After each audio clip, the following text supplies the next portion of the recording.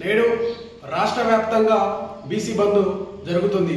రాష్ట్రంలో ఉన్న పలు బీసీ సంఘాలు, బీసీ జేఏసీ, బీసీ కుల సంఘాలు అన్ని మద్దతు ప్రకటించి ఈరోజు విజయవంతంగా బీసీ బంద్ నిర్వహించడం జరుగుతుంది. దీనికి మా భారతీయ జనతా పార్టీ తరఫున కూడా మద్దతు ప్రకటించడం జరిగింది మా రాష్ట్ర అధ్యక్షులు రామచంద్రరావు గారు. బీసీ బంద్ ఎందుకనేది ప్రజలకు కూడా అవగాహన ఉండాలి. ఎందుకంటే ఈ బీసీ బంద్ యొక్క ముఖ్య ఉద్దేశం ఏంటంటే అనేకమైన వివక్షతకు గురవుతుంది బీసీ సామాజిక వర్గం. నాడు 1956లో ఏదైతే ఉమ్మడి ఆంధ్రప్రదేశ్ రాష్ట్రం ఏర్పడ్డదో నాటి నుంచి నేడు 2014లో ఏర్పడ్డ తెలంగాణ రాష్ట్రం వరకు ఈ యొక్క ఉమ్మడి తెలుగు రాష్ట్రానికి ఇంచుమించు 25 మంది ముఖ్యమంత్రులు పనిచేయడం జరిగింది. ఈ 25 మంది ముఖ్యమంత్రుల్లో ఒక్కరు కూడా బీసీ నాయకుడు లేకపోవడం, 50% ఓట్లు ఉన్నాయి ఈ రెండు తెలుగు రాష్ట్రాల్లో బీసీలకు, అయినా కూడా ఒక్కరు కూడా ఇప్పటి వరకు ముఖ్యమంత్రి కాలేరు. 4% లేని వాళ్ళు 11 సార్లు ముఖ్యమంత్రి అయ్యారు రెడ్లు, 2% లేని వాళ్ళు 4 సార్లు ముఖ్యమంత్రి అయ్యారు, 1%, 2% లేని ముఖ్యమంత్రి అయ్యారు ఈ యొక్క రాష్ట్రానికి. కానీ 50% పైచిలుకున్న బీసీ సామాజిక వర్గం నుంచి ఒక్కరు కూడా ఈ యొక్క తెలుగు రాష్ట్రాలకు ఇప్పటి వరకు ముఖ్యమంత్రి కాలేరు.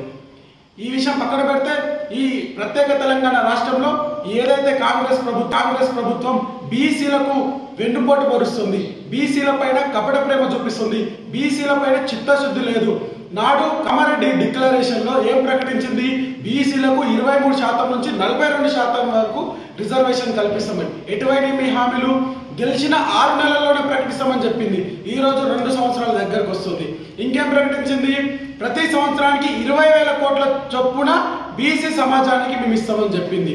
బీసీ యువతకు, బీసీ నిరుద్యోగులకు, బీసీలో వెనుకబడిన వారికి ప్రతి సంవత్సరానికి 20,000 కోట్లు ఇస్తామని చెప్పింది. మరి ఎక్కడ పోయినాయి మీ 20,000 కోట్లు? ఇప్పుడు 2 సంవత్సరాలు అవుతుంది. 2 సంవత్సరాలు 40,000 కోట్లు ఎక్కడికి పోయినాయి? ఎవరి పుట్టలో పోయినాయి 40,000 కోట్లు? అదేవిధంగా ప్రతి మండలానికి బీసీ గురుకులం ఇస్తామని చెప్పింది. ఎక్కడ కట్టినావు నువ్వు చూయించు. మళ్ళీ ప్రతి జిల్లా కేంద్రంలో ఒక బీసీ భవన్ ఏర్పాటు చేస్తుంది. ఎక్కడ ఏర్పాటు చేసిన ఒక బీసీ భవన్ చూపించండి. బీసీల పైన కేవలం కపట ప్రేమ చూపిస్తుంది. బీసీ ఓటు బ్యాంకుతోని రాజ్యమేడానికి గద్దెనెక్కి ఈరోజు ఎంటైర్ బీసీ సమాజాన్ని కించపరిచే విధంగా ఒక 42% స్థానిక సంస్థల ఎన్నికల్లో మేము కేటాయిస్తామని చెప్పేసి అందరికి ఆశ చూపించి అన్ని తప్పతడుగులు. వీళ్ళకి అవగాహన లేదు. అవగాహన ఉన్నా కూడా ఇది కేవలం కపట ప్రేమ మాత్రమే. అంటే మేము బీసీలకు ఇవ్వడానికి ప్రయత్నించడం, కోర్టు ఒప్పుకోలేదు, కేంద్రం ఒప్పుకోలేదు అని కేంద్రం పైన బురద చల్లడానికి మాత్రమే ఈరోజు ఆడిన నాటకం. ఎంటైర్ తెలంగాణ సమాజాన్ని, తెలంగాణ ఓటర్లని, ప్రత్యేకంగా తెలంగాణ బీసీ సమాజాన్ని ఎర్రిపప్పలం చేయడానికి కాంగ్రెస్ పార్టీ పూనుకున్నది. ఇప్పుడే చూసుకోవచ్చు, కాంగ్రెస్ ఇచ్చిన 6 హామీలు గాలిలో వదిలేసింది. ఈ బీసీ హామీని కూడా గాలిలో వదిలేసింది. ఇక ముందు ఈ స్థానిక సంస్థల ఎన్నికలు రేపు పెట్టినా, ఎల్లుండి పెట్టినా, ఎప్పుడు పెట్టినా కూడా తప్పకుండా యావత్ తెలంగాణ సమాజం ఈ కాంగ్రెస్ పార్టీకి బుద్ధి చెప్పడానికి రెడీ ఉన్నది. కాంగ్రెస్ పార్టీగా ఈసారి అడ్డిమేర గుడిలో వచ్చింది, కానీ ఇంకా జిందాలో కాంగ్రెస్ పార్టీ అధికారంలోకి వచ్చే అవకాశాలు తెలంగాణ రాష్ట్రంలో లేవు. స్థానిక సంస్థల్లో 42% రిజర్వేషన్ ఇస్తా అంటే కోర్టులో పిటిషన్ వేసి మరి అడ్డుకున్నారు. గతంలో కేంద్ర ప్రభుత్వం ఈడబ్ల్యూఎస్ ఎకనామికల్ వీకర్ సెక్షన్ కింద 10% కేటాయించింది.